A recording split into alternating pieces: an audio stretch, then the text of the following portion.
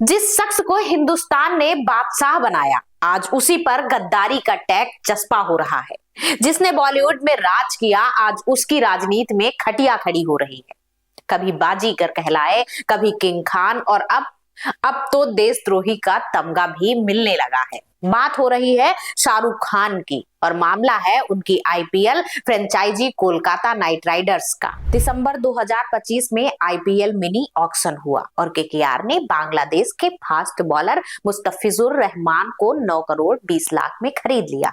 बस इसके बाद तो जैसे आसमान फट पड़ा, सियासत की दुकान सज गई। हर कोई शाहरुख खान के पीछे हाथ धोकर पड़ गया। सवाल ये है कि आखिर एक क्रिकेटर को खरीदना इतना बड़ा गुनाह कैसे हो गया?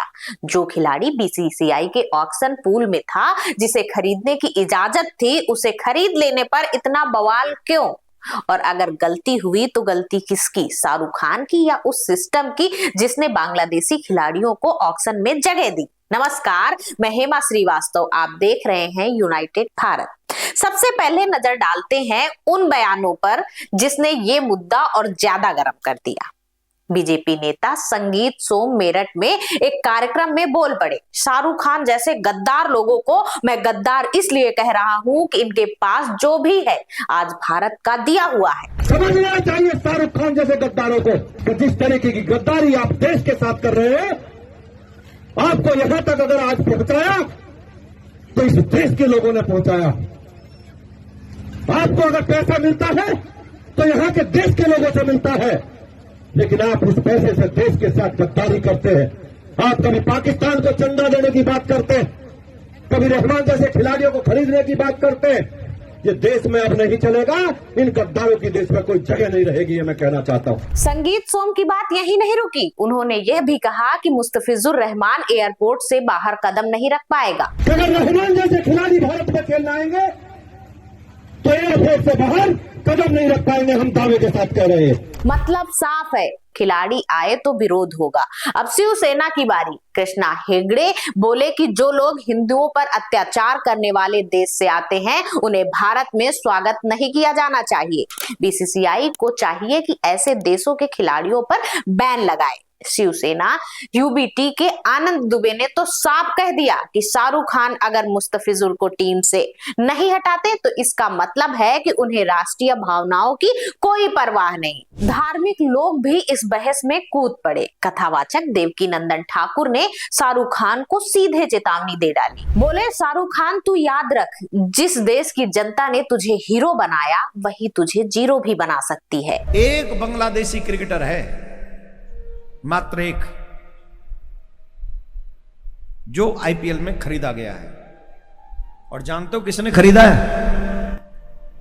यही रहता है तुम्हारी बंबई में, एक टीम का मालिक है वो। हमने सुना उसका प्रेम पाकिस्तान से बहुत है, हमने सुना उसका प्रेम ऐसे ही लोगों से बहुत है जो हिंदुओं को दुख दे। खैर, हम इस विषय पे बात नहीं करना चाहते, लेकिन आज इस कथा में बैठकर हम उससे ये कह देना चाहते हैं, अगर तुम्हें हिंदुओं से प्रेम है, अगर तुम्हें भारत से प्रेम है, और अगर हिंदुओं के मरने का दुख तुमको भी है, उस 6 वर्ष की बच्ची को जलाए जाने का दुख तुमको भी है, तो मिस्टर केकेआर उस खिलाड़ी को, बांग्लादेश के खिलाड़ी को अपनी टीम से निकाल के बाहर करो, तुरंत बाहर करो। अगर वो खिलाड़ी तुम्हारी टीम में रहा तो मजबूर हो जाएंगे हम तुम्हारी टीम का बहिष्कार करने के लिए और उस खिलाड़ी को भारत से बांग्लादेश वापस भेजने के लिए। और मिस्टर केकेआर, भूलना मत, तुम इसी हिंदुस्तानियों ने तुमको हीरो बनाया है, और जो हीरो बना सकता है वो जीरो भी बना सकता है। देवकीनंदन ठाकुर ने अपनी कथा में सवाल उठाया कि जिस देश में हिंदू जलाए जा रहे हैं, उनकी बहनों के साथ अत्याचार हो रहा है, उस देश के खिलाड़ी पर 9 करोड़ खर्च करने का मन हुआ कैसे? अब दूसरा पक्ष भी सुन लीजिए। कांग्रेस सांसद मणिकम टैगोर ने कहा कि शाहरुख खान को गद्दार कहना भारत के बहुलतावाद पर हमला है। यह नफरत की राजनीति है जो देश की विविधता को कमजोर करती है। कांग्रेस नेता तारिक अनवर ने एक अहम सवाल उठाया। बोले कि आईपीएल में विदेशी खिलाड़ियों को लाने का फैसला स्थानीय क्रिकेट बोर्ड की मंजूरी से होता है। अगर बांग्लादेशी खिलाड़ियों को ऑक्शन पूल में रखा गया था तो ये फैसला किसने लिया? शाहरुख खान ने तो नहीं लिया। कांग्रेस नेत्री सुप्रिया सिनेत ने सीधे सवाल दागा कि गृह मंत्री अमित शाह के बेटे जय शाह जो बीसीसीआई और आईसीसी में अहम पद पर हैं, उन्होंने बांग्लादेशी खिलाड़ियों को ऑक्शन पूल में क्यों रखा? पाकिस्तानी खिलाड़ियों पर तो बैन है, बांग्लादेशियों पर क्यों नहीं था? इसका जवाब कौन देगा? समाजवादी पार्टी के अबू आजमी ने कहा कि जो खिलाड़ी खरीदा गया उसने कोई हिंदू नहीं मारा। नफरत फैलाने वाली सरकारों पर सवाल उठाइए, खिलाड़ियों पर नहीं। और फिर जो होना था वो हुआ। बीसीसीआई ने केकेआर को निर्देश दिया कि मुस्तफिजुर रहमान को टीम से रिलीज करो। बीसीसीआई सचिव देवजीत सैकिया ने कहा कि बांग्लादेश में हाल की घटनाओं को देखते हुए ये फैसला लिया गया है। बीजेपी नेता संगीत सोम ने बीसीसीआई को धन्यवाद दिया। बोले कि ये 100 करोड़ हिंदुओं की जीत है, देश की भावनाओं की अनदेखी नहीं की जा सकती है। लेकिन सवाल अब भी बाकी है, अगर बांग्लादेशी खिलाड़ियों को आईपीएल में नहीं खेलना था तो उन्हें ऑक्शन पूल में रखा ही क्यों गया? 1000 से ज्यादा खिलाड़ी उस पूल में थे, मुस्तफिजुर उसमें से एक था, उसे क्लियरेंस मिली थी। फिर खरीदने के बाद हंगामा क्यों? अब चलते हैं असली मुद्दे पर। आखिर ये सारा बवाल क्यों मचा? इसकी जड़ बांग्लादेश में है। जुलाई 2024 में शेख हसीना सरकार के खिलाफ छात्र आंदोलन हुआ। हालात इतने बिगड़े कि हसीना को देश छोड़कर भारत आना पड़ा। मोहम्मद यूनुस की अंतरिम सरकार बनी और तब से बांग्लादेश में हिंदुओं पर हमले बढ़ते ही जा रहे हैं। भारत के विदेश मंत्रालय के मुताबिक पिछले कुछ महीनों में बांग्लादेश में अल्पसंख्यकों पर 2900 से ज्यादा हमले हो चुके हैं। मंदिर जलाए जा रहे हैं, हिंदुओं के घर फूके जा रहे हैं और जो सबसे दिल दहलाने वाली घटना हुई वो थी दीपू चंद्र दास की लिंचिंग। 18 दिसंबर को बांग्लादेश के भालुका उपजिला में एक भीड़ ने दीपू चंद्र दास नाम के हिंदू युवक को पीट पीट कर मार डाला। आरोप था कि उसने इस्लाम का अपमान किया। भीड़ ने उसके शव को पेड़ से बांधा और आग लगा दी। धार्मिक नारे लगते रहे। वीडियो सोशल मीडिया पर वायरल हुआ जो दिखाने लायक भी नहीं। दीपू एक कपड़ा फैक्ट्री में काम करता था, किराए के घर में रहता था। 25 साल का नौजवान जिसका कसूर सिर्फ इतना था कि वो हिंदू था। यह अकेली घटना नहीं है। 24 दिसंबर को राजबाड़ी में अमृत मंडल नाम के एक और हिंदू को भीड़ ने पीट पीट कर मार डाला। आरोप था जबरन वसूली का। चटगांव में एक हिंदू परिवार के घर का दरवाजा बाहर से बंद करके आग लगा दी गई। 8 लोग अंदर थे। टीन की छत और बांस की दीवारें काटकर किसी तरह बाहर निकले।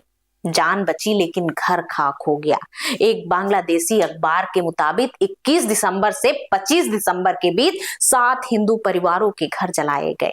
धमकी भरी चिट्ठियां बांटी गईं जिनमें लिखा था कि इस्लाम के खिलाफ गए तो खैर नहीं। और ये सब शुरू हुआ 18 दिसंबर को जब इंकलाब मंच के नेता शरीफ उस्मान हादी की मौत की खबर आई। 32 साल का हादी शेख हसीना का विरोधी था।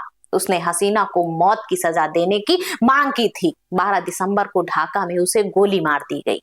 सिंगापुर में इलाज के दौरान 18 दिसंबर को उसकी मौत हो गई और उसके बाद बांग्लादेश में जो आग लगी वो अब तक बुझी नहीं है। इंकलाब मंच का दावा है कि हादी के हत्यारे भारत भाग गए हैं। ढाका पुलिस भी ये कहानी सुना रही है कि 2 आरोपी मेघालय में घुस गए, लेकिन भारत ने इसे सिरे से खारिज कर दिया है। बीएसएफ और मेघालय पुलिस ने साफ कहा कि ये मनगढ़ंत कहानी है। विजय दिवस पर जब भारत ने 1971 की जीत का जश्न मनाया तो बांग्लादेश के कुछ नेताओं ने कहा कि भारत ने अपनी भूमिका को बढ़ा चढ़ाकर पेश किया है। अब जरा इतिहास पलट के देखिए। 1971 में बांग्लादेश की आजादी की लड़ाई में भारत ने क्या किया था? भारतीय सेना ने पाकिस्तान को धूल चटाई थी। 93,000 पाकिस्तानी सैनिकों ने सरेंडर किया था। बांग्लादेश का जन्म भारत की मदद से हुआ था और आज वही बांग्लादेश भारत विरोधी नारों से गूंज रहा है। जमात इस्लामी जिसने 1971 में पाकिस्तान का साथ दिया था, आज बांग्लादेश की राजनीति में दोबारा ताकतवर हो रही है। नेशनल सिटीजन पार्टी जो छात्र आंदोलन से निकली थी, वो भी अब जमात इस्लामी के साथ गठबंधन कर चुकी है। यही वो जमात है जिसके नेताओं को शेख हसीना सरकार ने युद्ध अपराधों के लिए फांसी दी थी। आज वही जमात सत्ता के करीब है। भारत के लिए चिंता सिर्फ हिंदुओं पर अत्याचार की नहीं है, चिंता रणनीतिक भी है। बांग्लादेश के साथ भारत के 5 राज्यों की सीमा लगती है, पश्चिम बंगाल, असम, मेघालय, त्रिपुरा और मिजोरम। चिकन नेक कॉरिडोर जो पूर्वोत्तर को शेष भारत से जोड़ता है, वो सिलीगुड़ी में सिर्फ 20 से 22 किलोमीटर चौड़ा है। एक तरफ नेपाल है, दूसरी तरफ बांग्लादेश। शेख हसीना के दौर में भारत और बांग्लादेश के रिश्ते मजबूत थे, व्यापार बढ़ रहा था। 2023 से 24 में दोनों देशों के बीच 1.2 लाख करोड़ का व्यापार हुआ। भारत ने बांग्लादेश को 1160 मेगावाट बिजली दी, 8 सालों में 71,000 करोड़ का योगदान दिया। और अब मोहम्मद यूनुस पाकिस्तान से हाथ मिला रहे हैं, चीन के दौरे पर जाकर चिकन नेक की बात कर रहे हैं। तो सवाल ये है कि शाहरुख खान पर इतना हमला क्यों? क्या सिर्फ एक खिलाड़ी खरीदने से कोई गद्दार हो जाता है? क्या खेल और राजनीति को अलग नहीं रखना चाहिए? एक पक्ष कहता है जब बांग्लादेश में हिंदू जल रहे हैं तो वहां के खिलाड़ियों को करोड़ों देना सही नहीं है। दूसरा पक्ष कहता है कि खिलाड़ी ने कोई अपराध नहीं किया, उसे क्यों दंडित करे? लेकिन असली सवाल तो सिस्टम से है। अगर बांग्लादेशी खिलाड़ियों को आईपीएल में नहीं खेलना था तो बीसीसीआई ने उन्हें ऑक्शन पूल में क्यों रखा? पाकिस्तानी खिलाड़ियों पर तो 2008 के मुंबई हमले के बाद से बैन है। बांग्लादेश के हालात देखते हुए वहां के खिलाड़ियों पर भी पहले से बैन क्यों नहीं लगाया गया? यह सवाल बीसीसीआई से है, यह सवाल जयशाह से है, और यह सवाल उस सिस्टम से है जो पहले इजाजत देता है और बाद में हंगामा होने पर पलटी मारता है। शाहरुख खान ने अब तक इस विवाद पर कोई बयान नहीं दिया, केकेआर ने भी चुप्पी साधी हुई है। लेकिन एक बात साफ है कि खेल अब सिर्फ खेल नहीं रहा, वो राष्ट्रवाद का, सांप्रदायिकता का और सियासत का अखाड़ा बन चुका है। बांग्लादेश में फरवरी 2026 में चुनाव होने वाले हैं, लेकिन जिस तरह हिंसा भड़क रही है, चुनाव टल भी सकते हैं। यूनुस सरकार ना हिंसा रोक पा रही है, ना अर्थव्यवस्था संभाल पा रही है। महंगाई 8% से ऊपर है, बेरोजगारी चरम पर है, 258 फैक्ट्रियां बंद हो चुकी हैं, और इस सबके बीच भारत विरोध का नारा बुलंद है, जैसे सारी समस्याओं की जड़ भारत ही हो। शाहरुख खान गद्दार हैं या नहीं, ये फैसला आप करें। लेकिन एक बात तय है कि इस विवाद ने कई सवाल खड़े किए हैं। खेल में राजनीति कितनी होनी चाहिए? राष्ट्रवाद की आड़ में क्या कुछ भी जायज है? और जो फैसले ऊपर बैठे लोग लेते हैं, उनका ठीकरा आम लोगों या सेलिब्रिटीज पर क्यों फूटता है? आपको क्या लगता है? आप हमें अपनी राय कमेंट बॉक्स में बता सकते हैं। नमस्कार।